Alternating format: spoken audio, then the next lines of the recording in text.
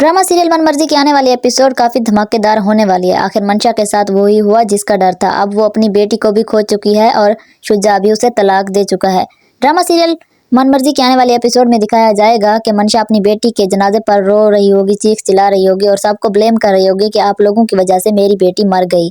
तो यहाँ पर हाथी आ जाता है और मंशा को बोलता है, कब से तुम्हारे चिल्लाने की आवाजें सुन रहा हूँ और तुम पागल हो गई हो। हमारे घर में पागलों की जगह नहीं, इसलिए मैं तुम्हें पागल खाने भेज दूंगा अगर तुम दोबारा चिल्लाई तो मंशा यहाँ पर बोलती है कि क्या मैं पागल हो गई हूँ? अब तुम लोगों को पागल करूंगी, अब तुम लोगों की बारी है। और वो हादी का गिरबान भी पकड़ लेती है।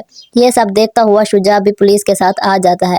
तो मंशा जब वो शुजा को देखती है तो उसके पास जाती है और बोलती है कि हमारी बेटी मर गई, हमें हमारी बेटी छोड़कर चली गई।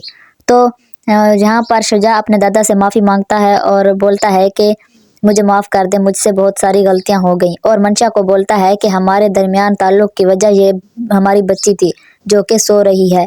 अब हमारे दरमियान कोई ताल्लुक नहीं बचा। ये सुनकर मंशा खामोश हो जाती है और शुजा को देखने लगती है।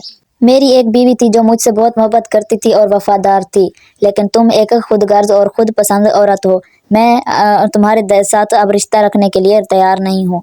ये खोखला रिश्ता मैं अब नहीं रखूंगा, इसलिए मैं तुम्हें तलाक दे देता हूँ।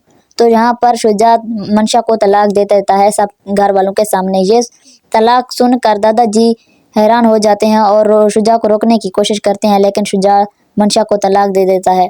एक तो मंशा ने अपनी बेटी खो दी है, अब वो शुजा को भी खो चुकी है। यहाँ से मंशा का जवाल शुरू होगा और वो पागल हो जाएगी, इसलिए उसे पागल खाने भेज दिया जाएगा और शुजा को भी उसका दादा छुड़वा लेगा और उसकी बेल करवा देगा।